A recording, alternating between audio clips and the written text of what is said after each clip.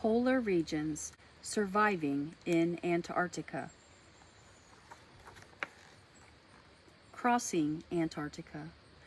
It was February 14th, 2001, Valentine's Day.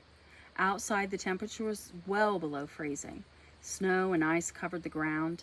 Inside their tent, Liv Arneson and Anne Bancroft faced a difficult decision. They had spent the past 2 months skiing across the continent of Antarctica. They had traveled over 1,700 miles, but still had almost 500 miles to go.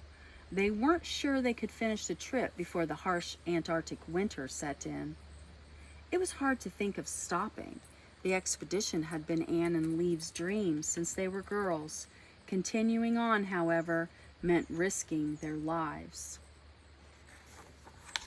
The top and bottom of the world. Antarctica is located in one of Earth's 2 polar regions. These areas lie at the top and bottom of the world. At the top is the Arctic, or North Pole region, which surrounds the North Pole. At the bottom is Antarctica, or South Polar region, which surrounds the South Pole. Antarctica is the world's coldest, windiest, and driest continent. People call it the ice, because ice covers almost all the land. Surprisingly, Antarctica receives less than 2 inches of rain or snow a year. Winds blow at speeds of up to 120 miles per hour. Temperatures can be negative 30 degrees Fahrenheit in the summer.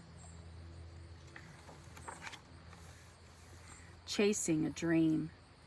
Though Anne grew up in Minnesota and Liv grew up in Norway, they shared the same dream as young girls. They wanted to ski across Antarctica. Both were inspired by the amazing story of the explorer Sir Ernest Shackleton. In 1914, Shackleton and 27 other men set out on an expedition to Antarctica. Their ship became trapped in the ice and sank. The crew ended up on a deserted island. From there, Shackleton and 4 others sailed a lifeboat for over 800 miles to get help. The crew was finally rescued almost 2 years after the expedition had set out. Starting the journey. Anne and Liv planned their expedition carefully. They would have to survive in one of the world's most extreme places. It was critical that they had the right food, clothing, and equipment. Everything they needed was packed onto 2 sleds. On November 13th, 2000, Liv and Anne were dropped off on the ice.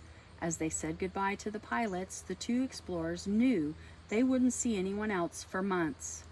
Anne and Liv pointed their skis in the direction of the South Pole. They began their mission to become the first women to cross Antarctica.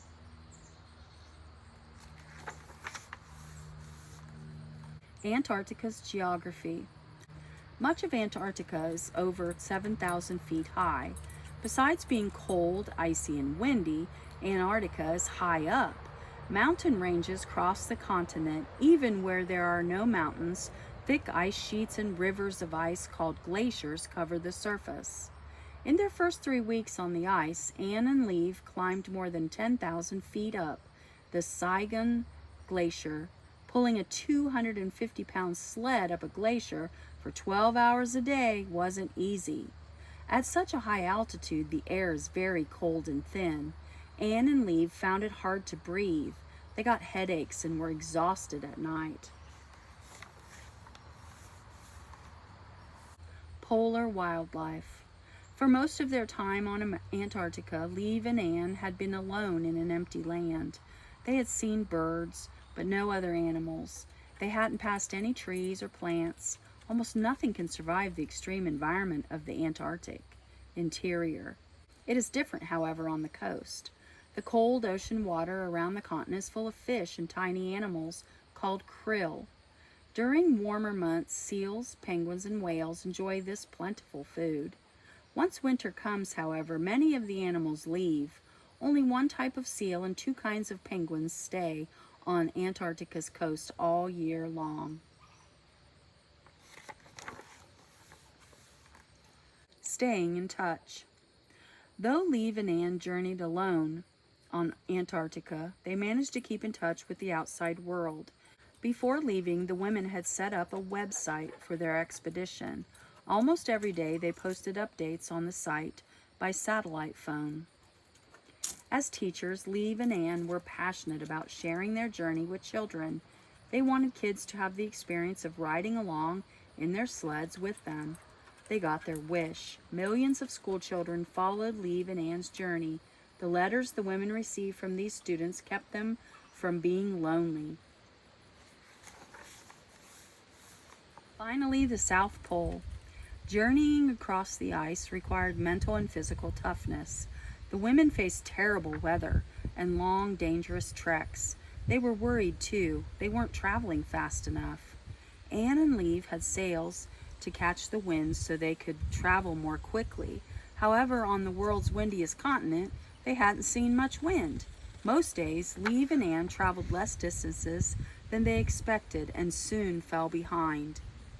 At last, on January 16, 2001, Anne and Liv made it to the South Pole.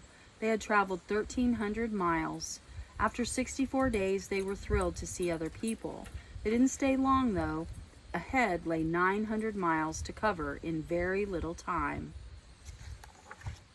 A difficult decision. Almost a month later, on February 12th, Liv and Anne completed the crossing of Antarctica's landmass. They had become the first women to ski across Antarctica, an amazing feat. However, they still had almost 500 miles to go to finish their journey. As winter approached, the weather would worsen.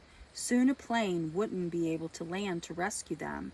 If they got stranded on the ice, they could die. Like Shackleton in 1909, Liv and Anne weighed the odds. Taking chances on the ice could be deadly. So with heavy hearts, the women decided to end their expedition. Researchers on ice. Liv and Anne had hoped to make it to the McMurdo Research Station to end their journey. This station is one of many set up in Antarctica. A number of countries have research stations on the continent. Most are only up and running for the summer. Just a few stations, such as Amundsen, Scott, and McMurdo, stay open all year. A few hundred people live at the research station year-round. Winter life on a station is tough. There isn't a lot of fresh food.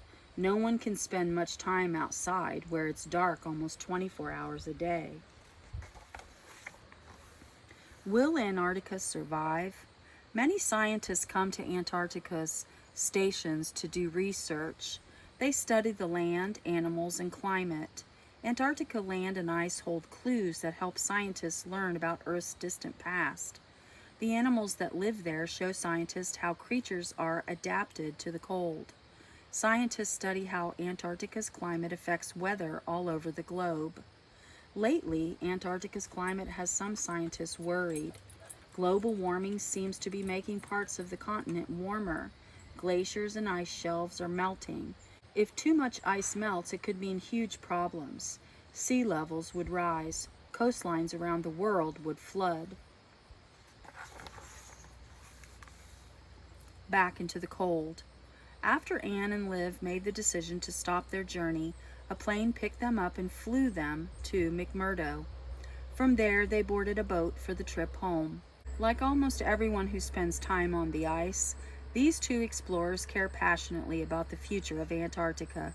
They know that Earth's polar regions are changing fast. They try to share this message with others. Anne and Liv's Antarctic expedition made people more aware of the world's coldest continent. Next, they will focus on the top of the world. In February 2005, Anne and Liv set off on skis again across the Arctic. Polar regions, surviving in Antarctica.